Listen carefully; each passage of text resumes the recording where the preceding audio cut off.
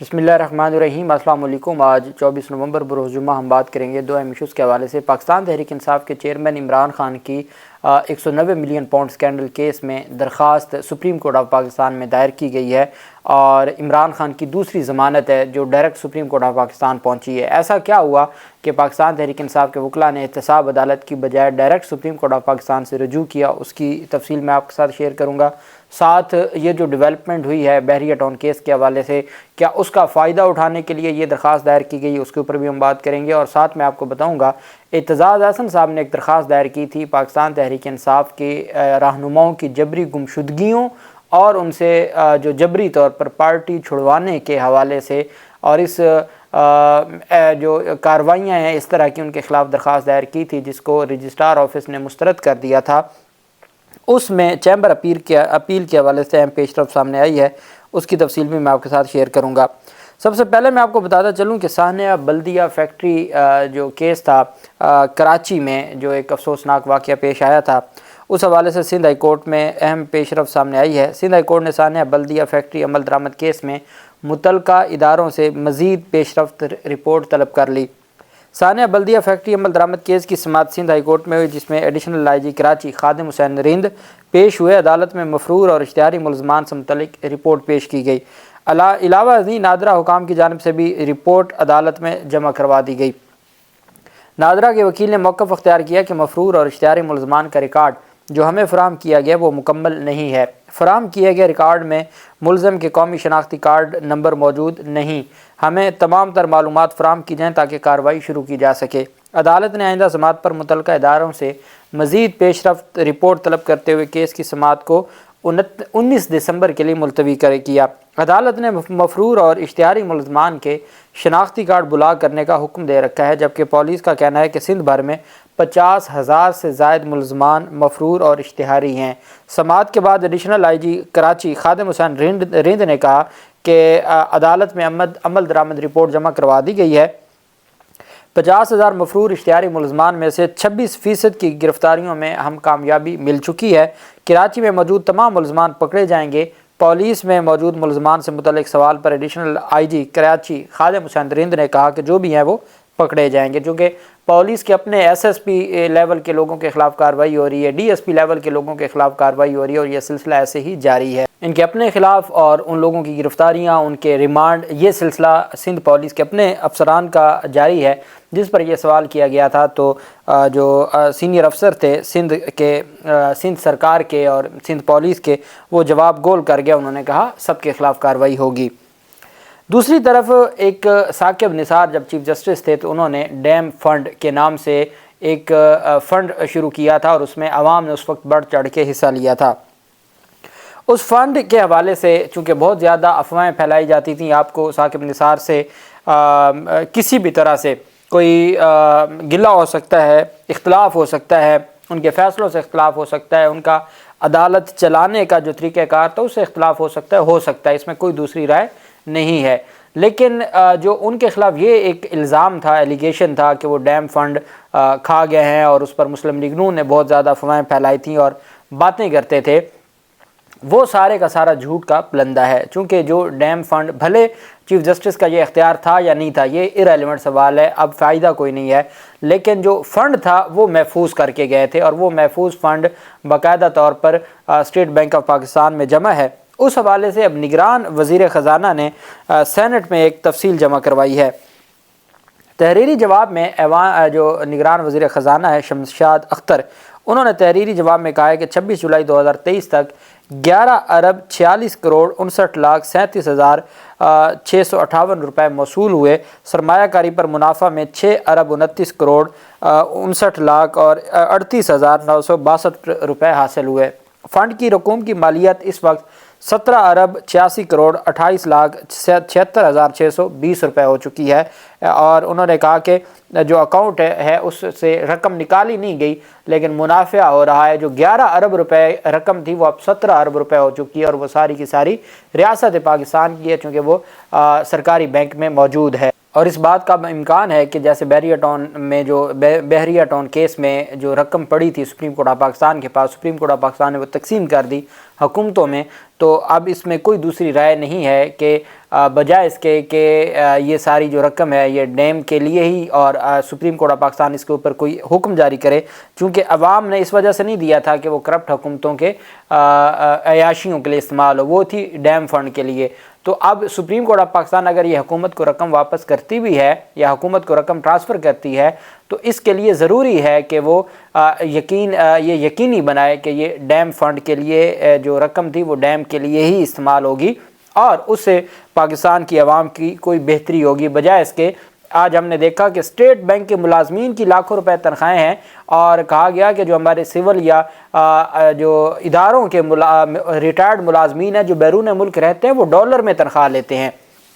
تو ہمارے ہاں تو یہی ہوا ہے، اور ججز جو باہر رہتے ہیں جو ریٹائرڈ ہو چکے ہیں وہ ڈالر میں تنخواہ لیتے ہیں، اور اس وجہ سے ان کا کوئی لینا دینا ان سارے موقف میں نہیں ہے۔ بہرحال میں یہ سمجھتا ہوں کہ ہمارے جو سپریم کورٹ ہے اس کو عوام کے پیسے کا تحفظ کرنا چاہیے، چونکہ عوام نے قاضی فیاض عیسیٰ صاحب کے لیے پیسے نہیں دیے تھے کہ ان کی جو مرضی آئے وہ کریں، عوام نے ڈیم فنڈ کے نام پہ دیے تھے، نہ ثاقب نثار کو دیے تھے، وہ صرف ڈیم فنڈ کے لیے تھے۔ سپریم کورٹ پہ ایک اعتماد تھا کہ جی جو ہمارے ڈیم کے لیے جو پیسے جمع کروائے جا رہے ہیں اس میں کوئی خرد برد نہیں ہوگی۔ دوسری جانب سپریم کورٹ آف پاکستان میں جبری گمشدگیوں کے معاملے پر اہم پیش رفت سامنے آئی ہے۔ درخواست گزار اعتزاز احسن صاحب نے رجسٹرار آفس کے اعتراضات کے خلاف چیمبر اپیل دائر کر دی ہے۔ اپیل میں موقف اپنایا گیا کہ رجسٹرار سپریم کورٹ کو یہ اختیار نہیں ہے کہ وہ یہ فیصلہ کرے کہ کون سی درخواست قابل سماعت ہے اور کون سی نہیں ہے۔ جسٹس منصور علی شاہ صاحب یہ فیصلہ دے چکے ہیں کہ رولز میں رجسٹرار کو درخواست کے قابل سماعت ہونے کے تعین کا کوئی اختیار نہیں ہے۔ اپیل میں کہا گیا کہ سپریم کورٹ رولز 1980 کے تحت کسی درخواست کے قابل سماعت ہونے کا اختیار عدالت کو ہے۔ اس کیس کو نہ سنا گیا تو یہ پیغام جائے گا کہ لوگوں کا لاپتہ ہونا مفاد عامہ کا معاملہ نہیں ہے۔ رجسٹرار سپریم کورٹ نے اعتراضات میں جس عدالتی فیصلے کا سہارا لیا وہ غیر متعلقہ ہے۔ لوگوں کا لاپتہ کرنے کا مقصد اختلافی آواز کو خاموش کرانا یا دبانا ہے۔ اپیل میں استدعا کی گئی کہ رجسٹرار آفس کے 8 نومبر کے اعتراضات کا عدم قرار دیا جائیں اور جتنی جلدی ممکن ہو سکے کیس کو سماعت کے لیے مقرر کیا جائے۔ چونکہ منصور علی شاہ صاحب کی ججمنٹ آ چکی ہے اور منصور علی شاہ صاحب کی ججمنٹ میں یہ واضح طور پر لکھا گیا تھا، ابھی جو فرحت اللہ بابر اور جو باقی لوگ ہیں سینیٹر مشتاق اور ان لوگوں کی جانب سے ایک درخواست دائر کی گئی تھی، افغان جو غیر قانونی طور پر مقیم ہیں ان کو نکالنے کے لیے ملک سے، تو اس حوالے سے جو درخواست دائر ہوئی تھی تو رجسٹرار آفس نے اس کو بھی مسترد کر دیا تھا۔ پھر جسٹس یحییٰ افریدی صاحب نے چیمبر اپیل سنی اور انہوں نے باقاعدہ طور پر رجسٹرار کے اس عمل کو غیر قانونی اور غیر آئینی کہا اور کیس میں جو اوپن کورٹ میں فکس کرنے کا حکم جاری کیا۔ تو اب یہ درخواست چونکہ چیمبر اپیل نے اس وقت اعتراض کے خلاف جسٹس یحییٰ افریدی صاحب سن رہے ہیں تو یہ بہت اہم ہے۔ اور دوسری بات، اس کیس میں فریق بنایا گیا ہے، ڈائریکٹ فریق بنایا گیا ہے عمران ریاض خان کو، اس کیس میں شیخ رشید کو فریق بنایا گیا ہے، فروخ حبیب کو فریق بنایا گیا، ان تمام لوگوں کو جو جن کی جبری گمشدگیوں کی خبریں یا مختلف عدالتوں میں باقاعدہ طور پر ریٹ پٹیشنز فائل کی گئیں جس میں جبری گمشدگیوں کے حوالے سے الزامات لگایا گیا، اور وہ تو بعد میں آئے پریس کانفرنس کی اور معاملہ ختم ہو گیا، وہ الگ چیز ہے، لیکن الٹیمیٹ جو الزام تھا، الٹیمیٹ جو ان کا بیانیہ تھا، الٹیمیٹ جو کہا جا رہا تھا کہ جی وہ غائب ہو چکے ہیں یا لاپتہ ہیں، اس حوالے سے چیزوں کا دیکھا جانا بہت ضروری ہے۔ چونکہ ہم نے دیکھا کہ پہلے فوجی عدالتوں کے حوالے سے بھی سپریم کورٹ آف پاکستان کا فیصلہ آیا، اس کے اوپر بھی آج تک عمل درآمد نہیں، نہ ہی وہ اپیلیں سماعت کے لیے مقرر کی گئی ہیں جو وزارت دفاع کی جانب سے اور نگران حکومتوں کی جانب سے دائر کی گئی ہیں۔ تو اب دیکھنا یہ ہے کہ ان مقدمات کو کب سماعت کے لیے مقرر کیا جاتا ہے۔ دوسری جانب پاکستان تحریک انصاف کے چیئرمین عمران خان اور لطیف خان کھوسا جو ان کے وکیل ہیں، وہ اب تک تو انتظار کرتے رہے کہ نیب عدالت سے یہ جو بار بار تفتیش کا معاملہ ہے یہ ختم ہوگا اور الٹیمیٹ جوڈیشل ریمانڈ جب کیا جائے گا تو ساتھ ہی ضمانت دائر کر دی جائے گی اور وہ ضمانت پھر وہاں توشہ خانہ میں پری اریسٹ بیل ہوگی اور جو 190 ملین پاؤنڈ اسکینڈل کیس ہے اس میں پوسٹ اریسٹ بیل ہوگی اور اس طریقے سے دونوں مقدمات میں ضمانت ہو جائے گی۔ لیکن اب ان کو نظر آ گیا ہے کہ ابھی تو بار بار جو تفتیش کا معاملہ ہے، چونکہ 30 دن ریمانڈ کے انہوں نے پورے کرنے ہیں، اب جو ترمیم تھی نیب ایکٹ میں اس میں تو 14 روز ریمانڈ تھا، لیکن انہوں نے بعد میں آرڈیننس لا کے تو اس میں ریمانڈ کے 30 دن کر دیے تھے، یہ جب عمران خان کی گرفتاری کا معاملہ شروع ہوا تھا۔ اب یہ اس سلسلے کو آگے بڑھانا چاہتے ہیں، اس میں اور جو عمران خان کو مزید یہ تفتیش کے نام پہ رکھنا چاہتے ہیں جیل میں، اور یہی سلسلہ وہ آگے بڑھانا چاہتے ہیں، تو پاکستان تحریک انصاف کے چیئرمین عمران خان اور ان کے وکیل کے پاس کوئی آپشن نہیں تھی سوائے اس کے کہ اسلام آباد ہائی کورٹ کا وہ فیصلہ جس میں ایک مقدمے میں